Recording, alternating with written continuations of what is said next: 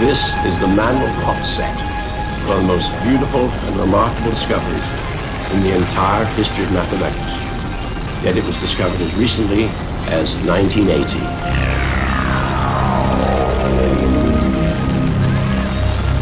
The invention of the silicon chip in the 1970s created a revolution in computers and communication, and hence transformed our way of life. We are now seeing another revolution, which is going to change our view of the universe and give us a better understanding of its working. I'm Arthur C. Clarke. I write science fact and science fiction. You may know my movie 2001: A Space Odyssey. I've seen some remarkable developments and inventions in my lifetime, but one of the most extraordinary is the Mandelbrot set and fractal geometry. This film will explore the fractal universe, and on our voyage of discovery, we'll be helped by Professor Ian Stewart of the Mathematics Institute, University of Warwick, an author of over 100 published scientific works. Dr. Michael Barnsley, former professor of mathematics at the Georgia Institute of Technology, who received a $2.5 million government grant in 1991 to develop fractal image compression systems. Professor Stephen Hawking, the mathematician and cosmologist, and author of the best-selling book, A Brief History of Time. And finally, Dr. Benoit Mandelbrot, whose unorthodox mathematics led to the discovery of the Mandelbrot set and fractal geometry.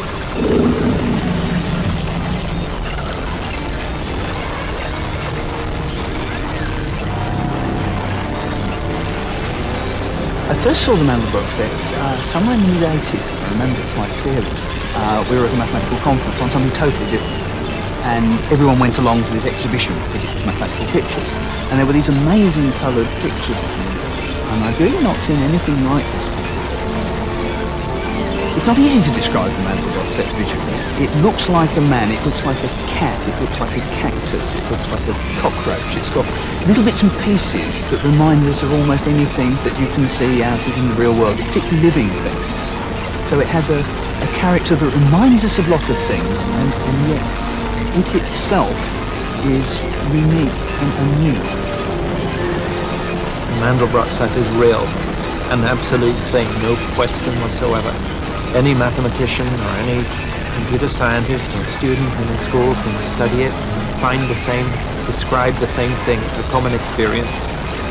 And so such things that can be magnified forever and have infinite precision do exist, but they're not touchable. It's a geometrical shape, an icon, if you wish, which somehow embodies as an example a very important aspect of how the world works. Somebody recently actually called this the thumbprint of God. Now we'll begin our serious exploration of the Mandelbrot set.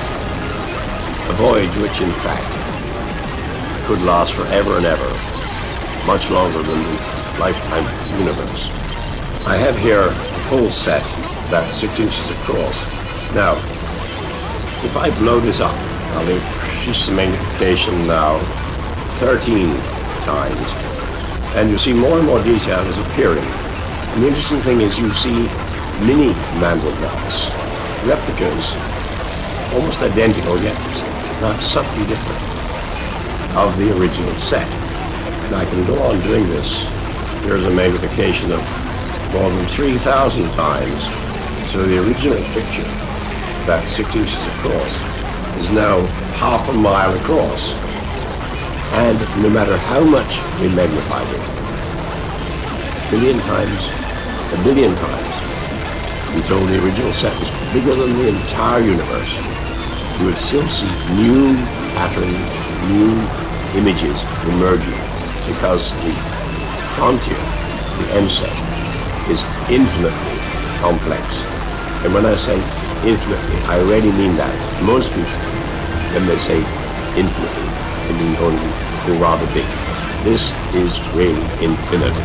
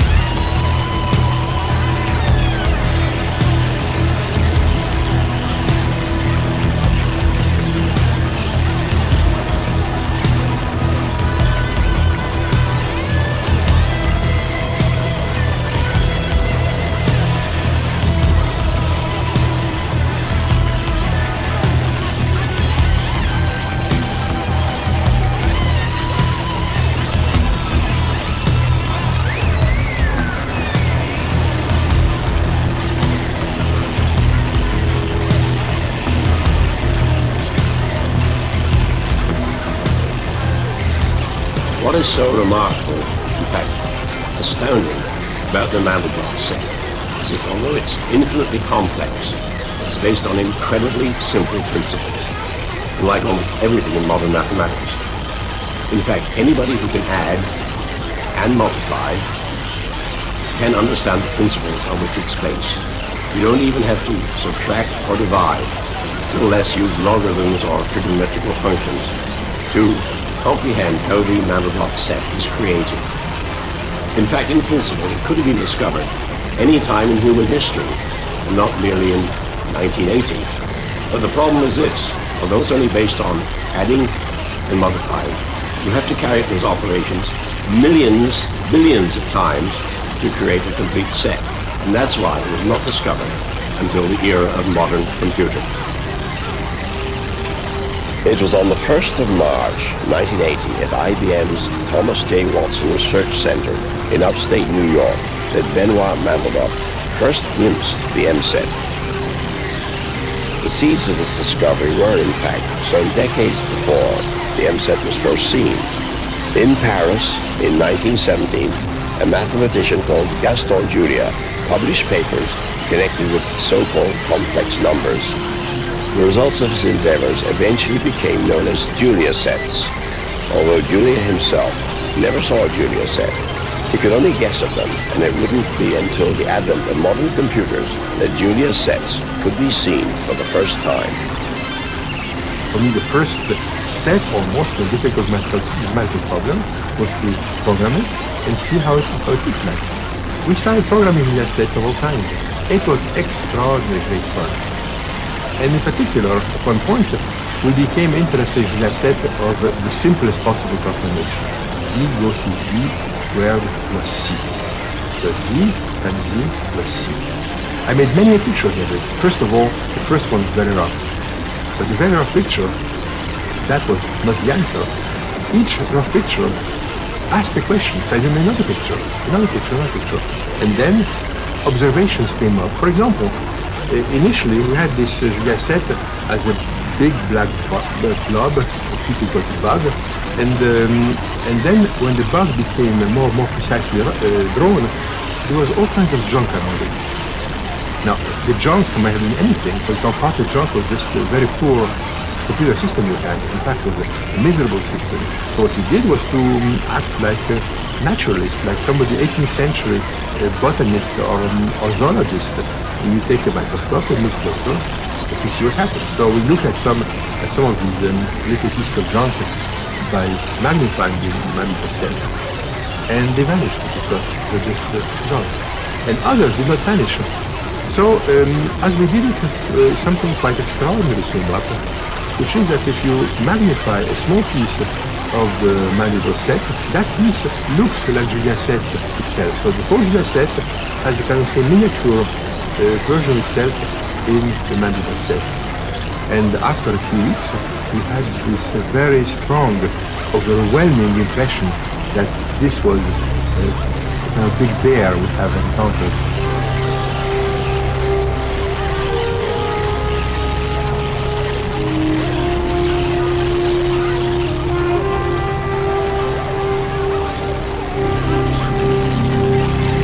I think the most important implication is that from very simple formulas you can get very complicated results.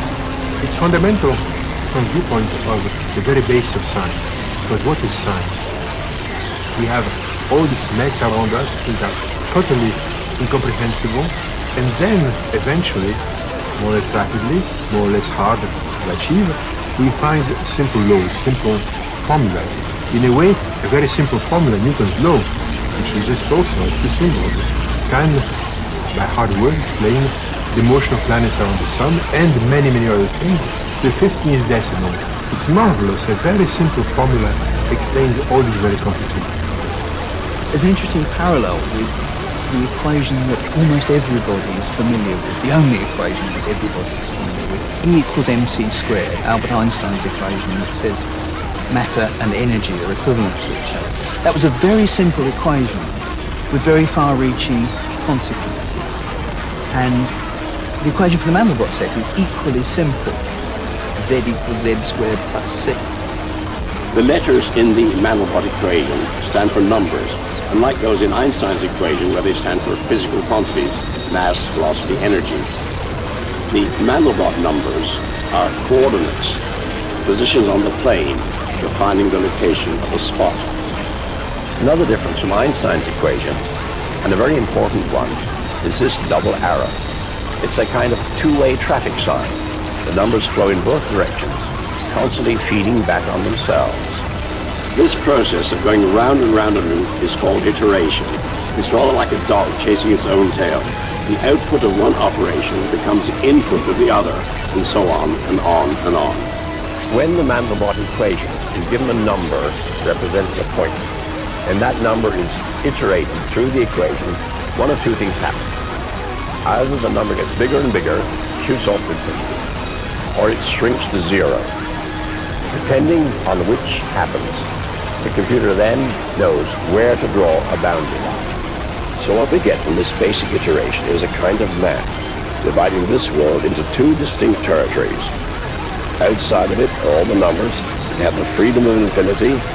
Inside it, numbers of the prisoners trapped and doomed to ultimate extinction. Think of a computer screen and you're looking at each individual little element, each pixel of the screen. You pick one of these pixels, you apply this rule lots and lots of times, and either the pixel moves off and disappears completely from view, or it moves in towards the fixed point in the middle of the screen. And what you do is, you just want to distinguish between going off out to infinity or going into zero. So any point that moves into zero when you apply this rule, you colour that point black.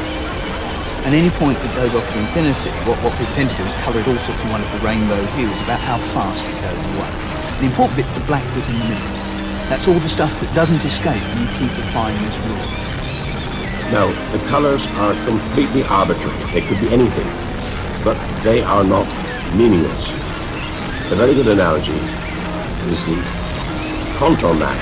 See of a mountain range, where the contours are drawn and colored areas are colored. The highest areas are colored white, then brown, then green.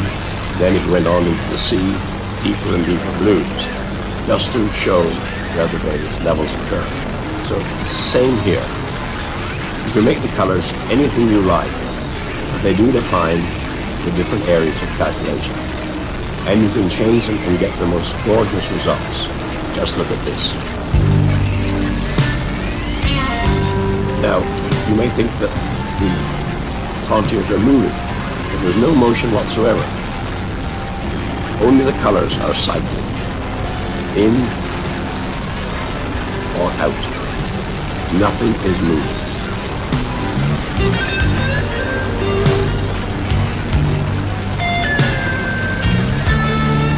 When you get very, very fine, very, very small details, the variations can become of overwhelming complexity. So complex that no single picture can possibly give justice to them. It's impossible in a black and white or color picture to show how complicated it is. The only way is to use what we call the color cycle.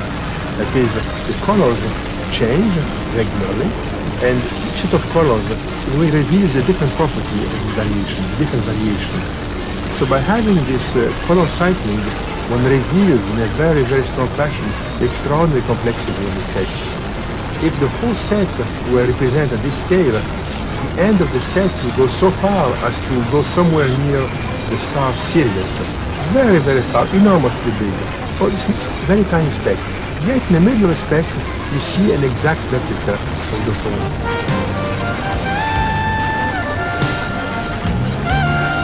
One of the most striking facets of the Mandelbrot set is the internal consistency of the object.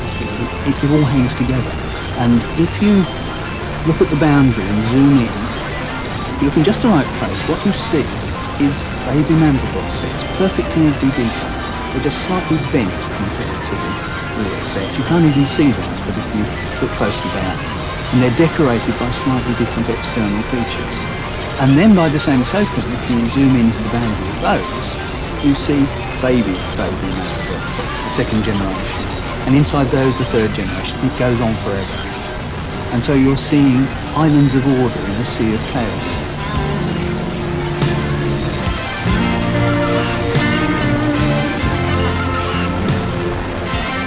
I'm sure it's occurred to you that the Mandelbrot set looks like some kind of strange insect. It certainly has an organic feeling about it.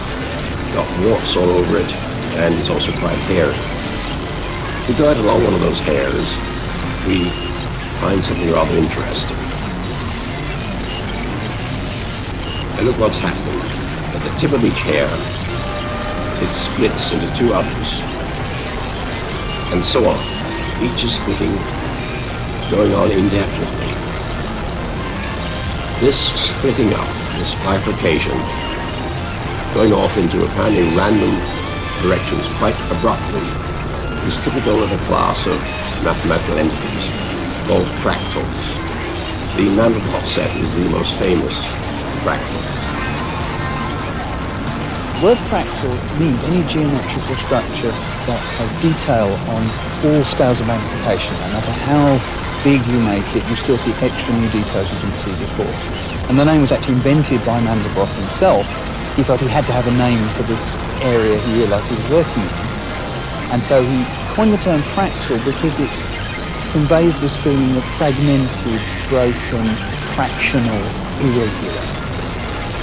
It took a long time for us to emerge and start to look out at the other part of the physical observable universe, not as narrow studied little entities, the scientist who studies the flea on the back of the flea on the back of the flea, but rather being able suddenly to look out at the totality of nature and then say, my goodness me, we've got nothing to describe this with.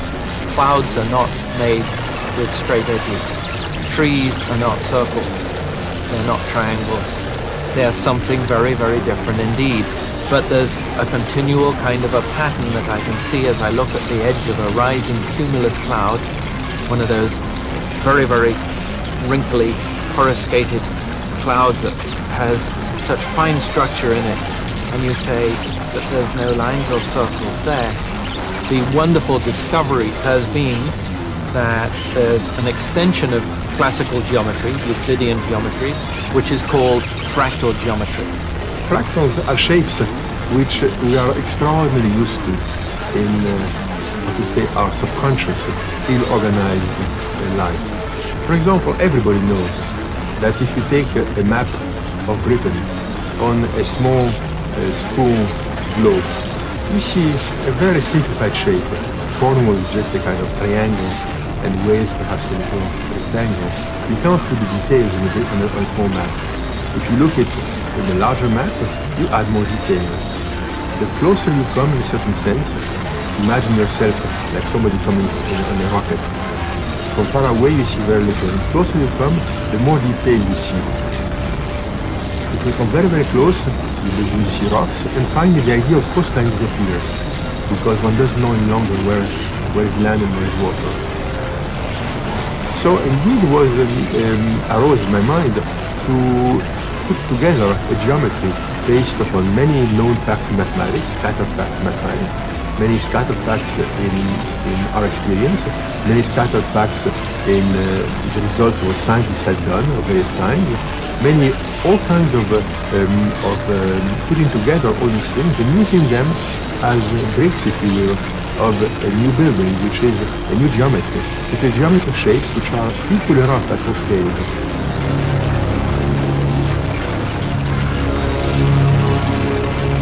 One of the revolutions in thought that's resulted from this discovery is the realization that nature deals not in smooth, continuous objects, as we always imagined, but more often in fractals. And I'd like to show you how she does this. Now I'm going to generate a fractal before your very eyes. What you see here is what's called the seed, and it's an appropriate word in this case. Those two lines represent the first generation of the formation of a geometrical figure. And the computer is being told to continue drawing these lines, but changing the direction every so often and at different distances. Now that's a very simple set of instructions.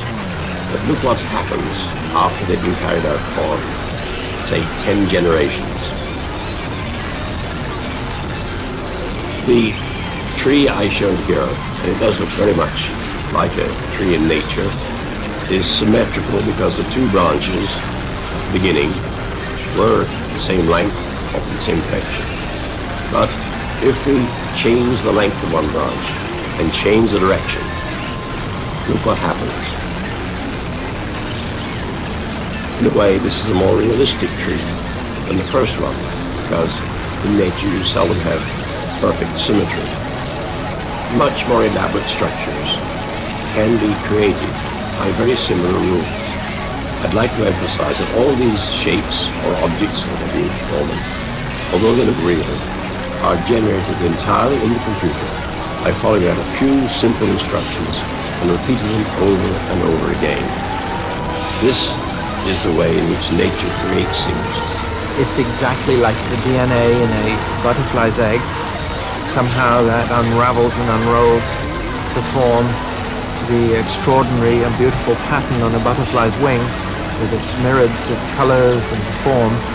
Somehow it's hidden in that seed, in the DNA, and not only that, but the wings themselves probably only occupy a relatively small part of the total DNA. They are, if you like, a little formula that is unraveled by the process of growth and deterministic following of rules to form this natural, beautiful thing.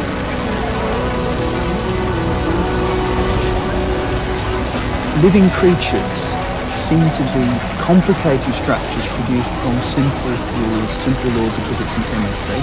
And a lot of the structure that you see in living creatures is organic but pattern structure. Leaves on trees, ferns, particularly, things like that. Have the same feature that the mandelbrot set has of you look at little pieces of them and they have lots and lots of detail. And in fact the little pieces look very similar sometimes to the whole thing. It's very tempting to compare the way a simple formula produces a complicated mandelbrot set with the way very tiny things in nature produce complicated organisms. And there are certainly some similarities in that there is the same kind of unfolding of a process. The instructions are there but not an actual description of the object. Once you've developed a fractal geometer's eye, you can't help but see them everywhere. Every single thing you see is one way or another described by reference either to itself or to something else in the picture you see. It's as though you're staring at a vast dictionary, but the dictionary words are bits of pictures, and the references, the definitions of the words are made with other bits of pictures. And so you stare at one picture, I look out in the garden and at the trees, and I see this set of relationships between the picture and other bits of the picture. Those relationships are no more nor less than the assertion, from my point of view, that what I'm seeing is fractals everywhere.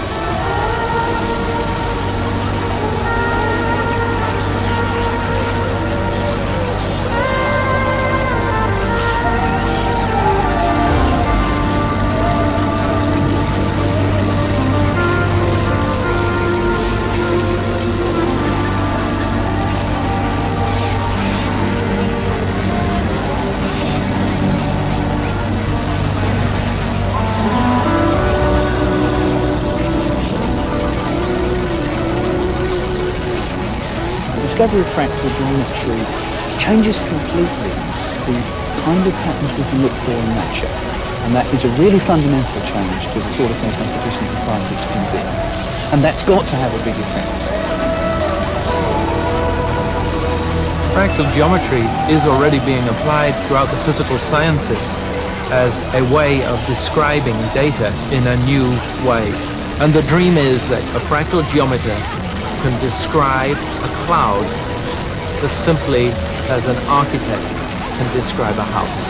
He can use his intricate, repeatable formulas, simple formulas, to describe these unimaginably complex and beautiful shapes, and then communicate them from me to another scientist, to you. Here's not my straight line, build it straight, but here's my ragged formula, that it's very simple. Go build it wild like this, can sort of think that they might even be the sort of semaphore of nature, of the physical world, of how it tells itself what it's supposed to be. Let's go back to the Mandelbrot set and look at some more of the strange flora and fauna of the Mandelbrot Zoo. There's a certain similarity between these shapes. You recognize they're cousins of each other, and yet they're all different, despite their similarity. There's an infinite variety here, just indeed as there is in the world of nature. We see shapes that remind us of elephants' trunks, tentacles of octopi, seahorses, compound insect eyes. There's some connection between the Mandelbrot set and the way nature operates.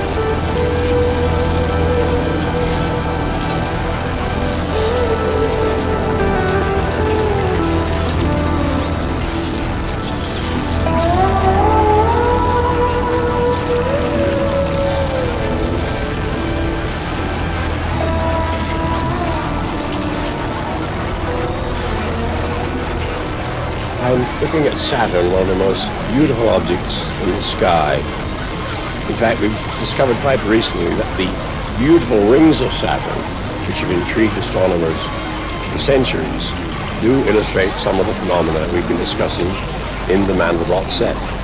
As you go closer and closer to Saturn, you see more and more detail which no one ever dreamed of before the space age opened and we were able to get close-ups of Saturn and its rings. It's not surprising that when we have so many examples of fractals and related phenomena here on this planet, there are even more in the heavens.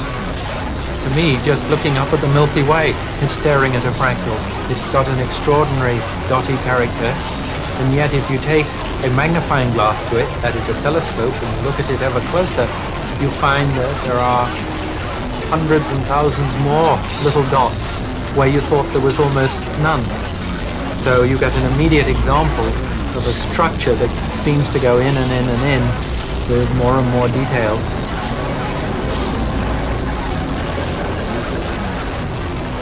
I had the great privilege of having a discussion with the famous cosmologist Stephen Hawking when I passed through London recently. And I said to Dr. Hawking, the Mandelbrot set is infinite in detail. You can explore it forever and ever. Zoom into it. The real universe, however, does seem to have limits. As you go down to the micro world, you get, of course, molecules, atoms, neutrons, in fact subatomic particles, quarks. But does the real universe go on forever? Is there a limit, basement? Unlike Mandelbrot said. In the case of the universe, there seems to be a limiting scale. It is called the Planck length, and it's about 1,000,000 billion times smaller than an inch. This means that there is a limit to how complex the universe can be. It also means that the universe could be described by a theory that is fairly simple, at least on scales of the Planck length. I just hope that we are smart enough to find it. He thinks that there is a limit in the real universe. There's a small size below which nothing exists, called the Planck length, which is about a million of a centimeter. Unimaginably small, but that is the fundamental unit of size, the sort of grittiness of the universe. Nothing smaller than that. So perhaps the real universe does end there in smallness, but we're not sure. It may indeed go on forever, like the Mandelbrot said. We just hope we never get it.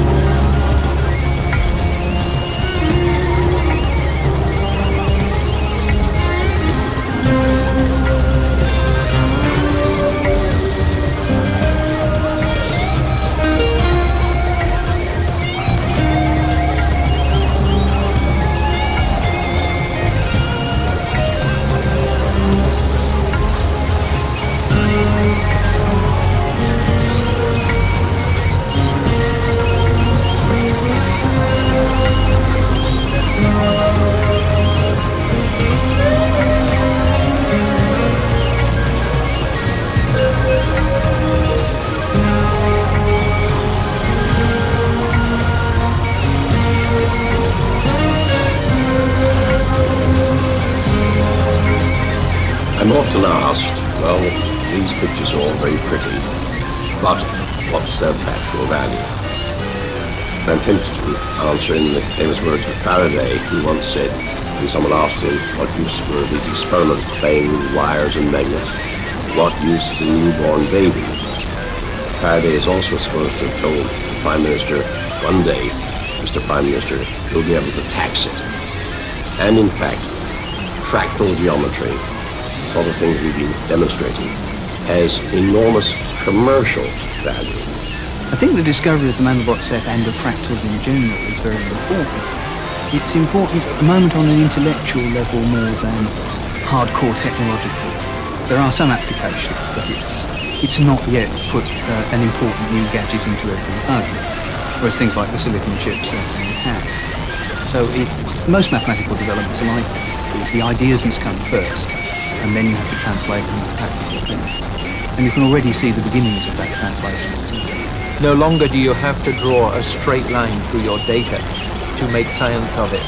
You could actually draw some fractal curve through it, or measure some fractal dimension of the data and do science. So the first application is in terms of a better description of the physical observable world. There's a new branch of mathematics available to all scientists, and that application will stretch on through the centuries now as the primary tool for descriptive physical science. Phenomena of great irregularity are very, very widespread in nature. In the study of what's called condensed matter, polymer, such physical problems, one finds shapes of extremely great complication these shapes could not be examined as geometric shapes before because there was no language to describe them. One couldn't describe the shape. One could only say things indirectly about them, saying, if you make such and such measurement on them, you get such and such a result. But that is in a certain sense a shadow of the object. It's the effect the object had on a certain measurement procedure. But the object itself could not be described as geometry. That's a very mundane example, but which is the tip of the iceberg, the enormous number of structures which are indeed only describable in terms of fractal geometry. So the primary application will be as a tool for science in its own right. Science and then engineering, and on through into the building of the next generation of devices and equipment that will follow from that in terms of the sort of application that we think of. You know, will there be a new type of, not computer, because before you understood about desktop computers, they weren't here, one didn't imagine them. But there will be new devices, new extraordinary devices, based on the principles of fractal geometry that will emerge over the next centuries.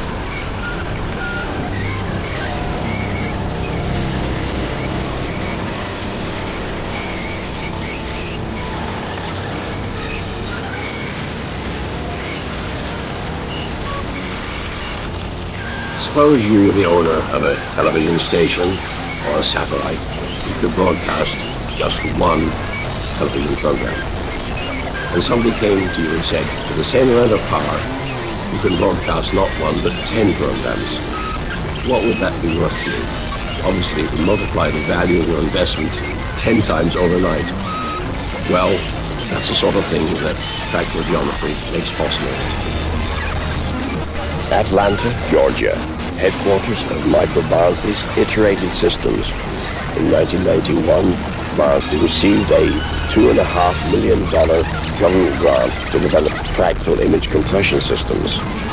Corporations such as Microsoft, Mitsubishi, Multicom, and Virgin now use Barnsley's image and data compression software. One of the most exciting moments occurred when I discovered the collage theorem. We've been trying to work out how you could control a certain class of dynamical systems to make pictures of leaves. Then, struggling with the question, it just dawned on me that it was very simple. You needed to form a collage, a covering of the object with copies of itself, smaller, shrunken copies, so that the whole object was tiled with copies of itself. It's a self-reference statement. It's as though you took instead you might take a triangle and cover it with little triangles. You might take a square and cover it with little squares. Well, the theorem said if you took a fern and covered it with little ferns, then you would have created a dynamical system or a formula for a fern. But if you tried to actually create a picture using the collage theorem, it took hundreds of hours of graduate student time working on the problem. And the holy grail at this point for us became the question of, could we find a way to tell a computer, just look at a picture, a digital picture, and automatically go ahead and find the fractal formula for it. The discovery of how to automatically calculate the collage for an arbitrary picture came to me in a dream.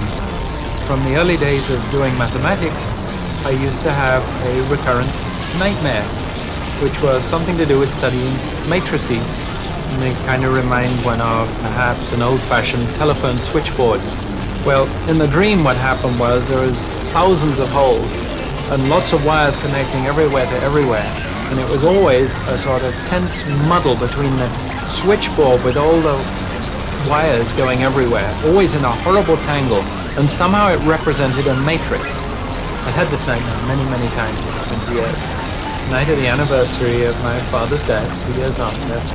Suddenly I saw in the dream how you could straighten out the switchboard, how all the wires would become untangled and nicely connected, and how you would join all the wires from big blocks to little blocks in the grid. And I woke up in the morning, I knew I'd discovered it. This was it. This was the total secret to fractal image compression. How to automatically look at a digital picture, these ones made of a low resolution input, like your eye received, and how to turn it into A, a formula, and B, an entity of infinite resolution. So the goal is now to be able to capture this fire of Prometheus, if you like, this fractal wonder, put it in a box, and being able to make this available to everyone. Using Michael Barnsley's system, we can now compress images so they require vastly fewer bits to store them.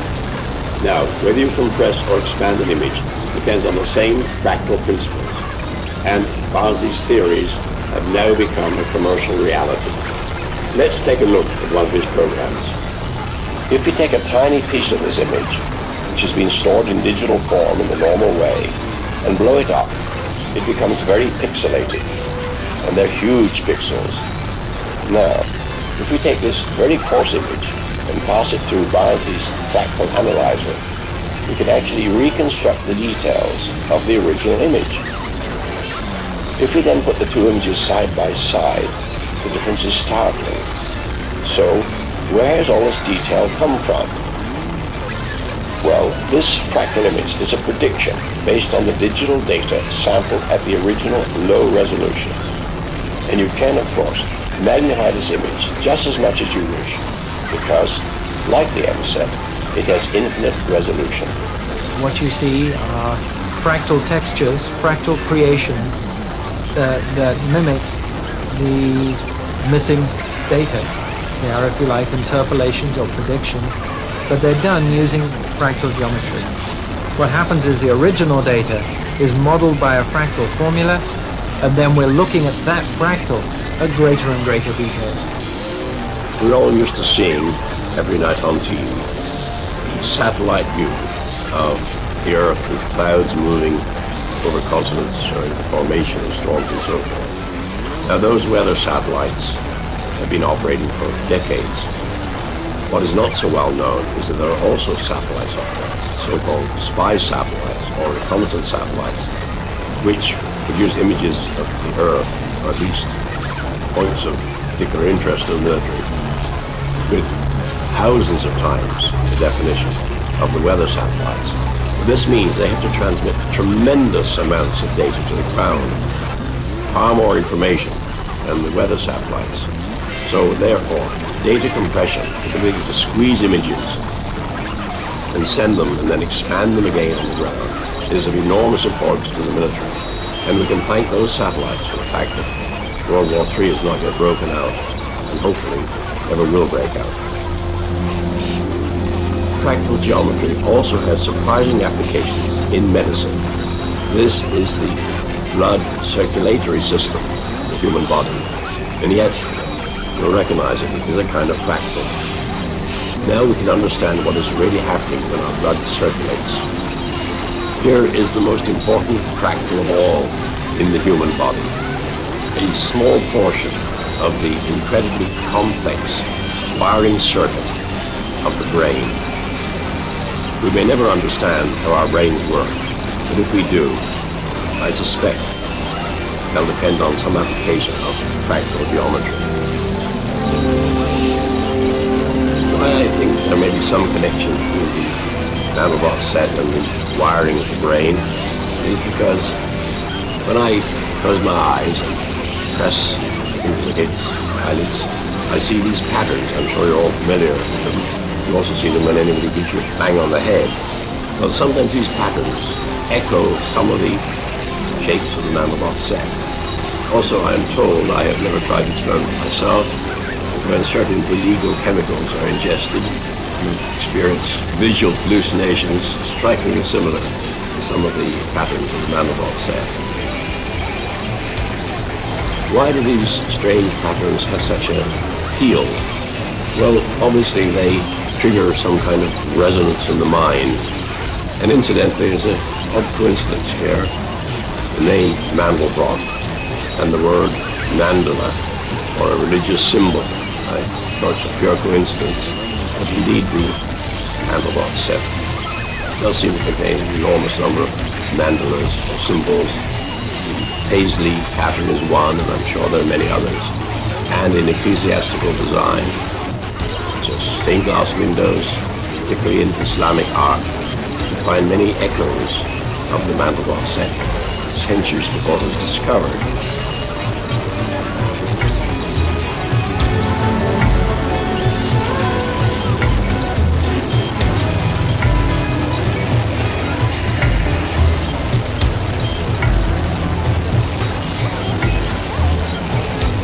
Experience which many people repeated and told me about it. I had experience immediately that when I first saw them, I was the first person to see them. Absolutely no way anybody could have seen before.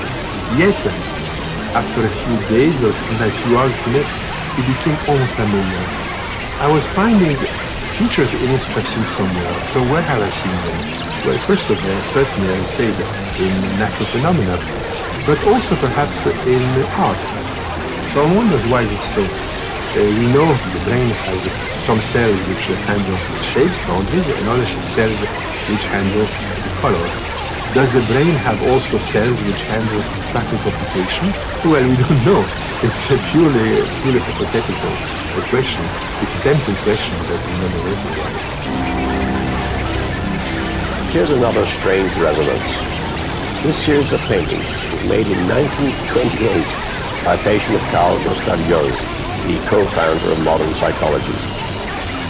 Jung would have been surprised and delighted to know that the computer revolution, whose beginning he just lived to see, would give new impetus to his theory of the collective unconscious. The idea that there is a well of consciousness compounded of primordial universal images that we all share, the substructure or background of awareness.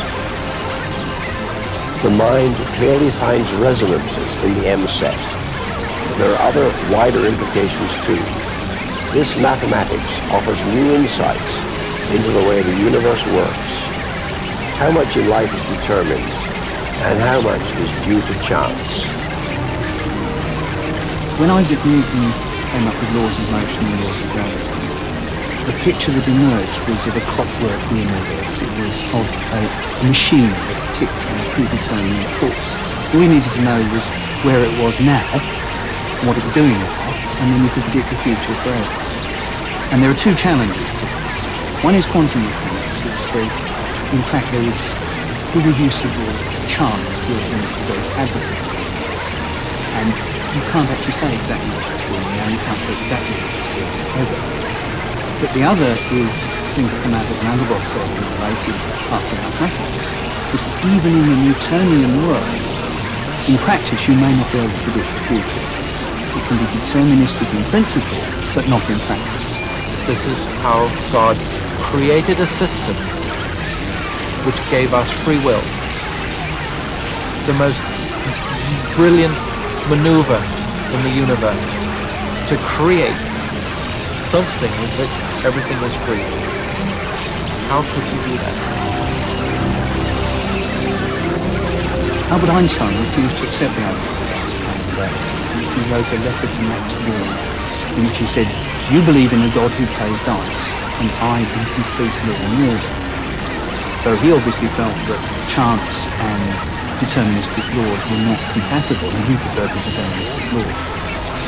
Now what the Mandelbrot set and chaos and related things have done for us is to show that you can have both at the same time. So it's not whether God plays dice that matters, it's how.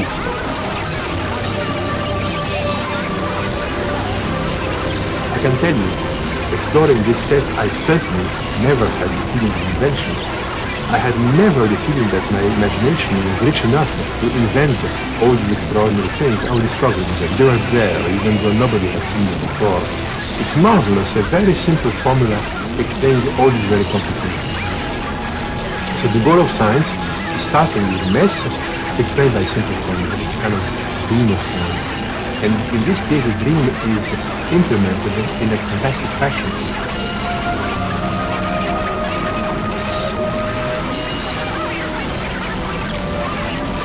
Often when I'm looking at my computer screen and watching these beautiful images unfolding, I'm reminded of Keats's famous lines, "Charm the magic casements opening on the foam, the perilous seas in fairy lands forlorn."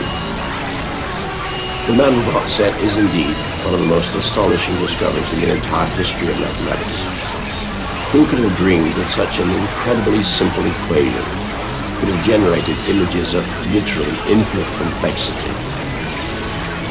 You've all read stories about maps that reveal the location of some hidden treasure. Well, in this case, the map is the treasure.